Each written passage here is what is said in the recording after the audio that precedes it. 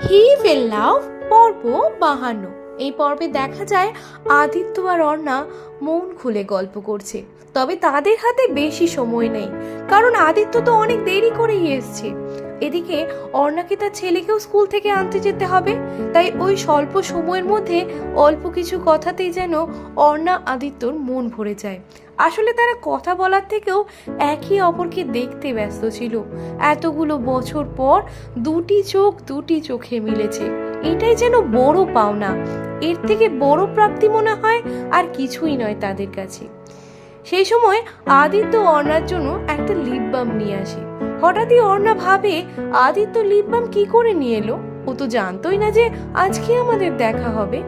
আদিত্যকে তখন জিজ্ঞেস করলে আদিত্য বলে যে আমি যখন তোমার সঙ্গে দেখা করব তখন তোমার লিপ বামটা দেব বলেছিলাম। তুমি এত শখ করে আমার কাছ থেকে চেয়েছো আর আমি এটা দেব না, তা কখনো হতে পারে? তাই জন্যই নিয়ে এসেছি। তুমি এটা ব্যবহার করলে আমি খুব খুশি হব।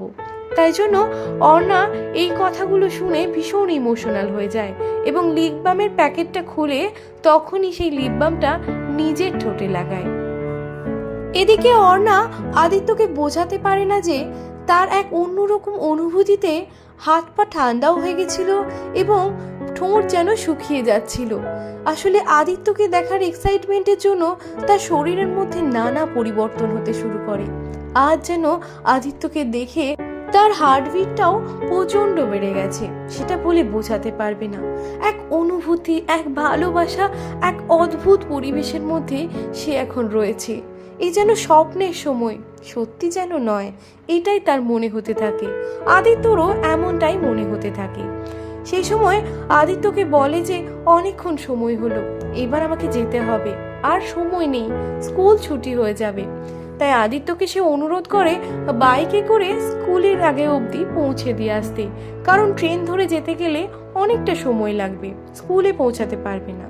তাই আদিত্য অর্ণাকে বাইকে চাপিয়ে সেই স্কুলের দিকে যেতে থাকে।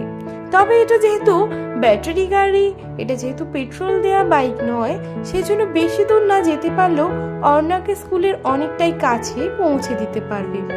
অর্ণা আর আদিত্য বাইকে করে যেতে থাকে। সত্যি সেই সময় ওয়েদারটাও যেমন ভালো ছিল, তেমনি এই দুই লাভ বার্ডসের মনেও যেন ভালোবাসা ছড়ে পড়ছিল। তাদের মনে হচ্ছিল এই সময়টা যেন এইভাবেই থেকে যায়। আদিত্য অর্ণাকে বলতে থাকে আমি তোমাকে কিডন্যাপ করে নিয়ে চলে যাব, কিন্তু অর্ণা বলে ভেবে দেখো আদিত্য, এখন পরিস্থিতিটা অনেকটাই পাল্টে গেছে। আমাদের মনে অনেক কিছু আসলেও সেগুলো আমাদের পক্ষে করা সম্ভব হবে না।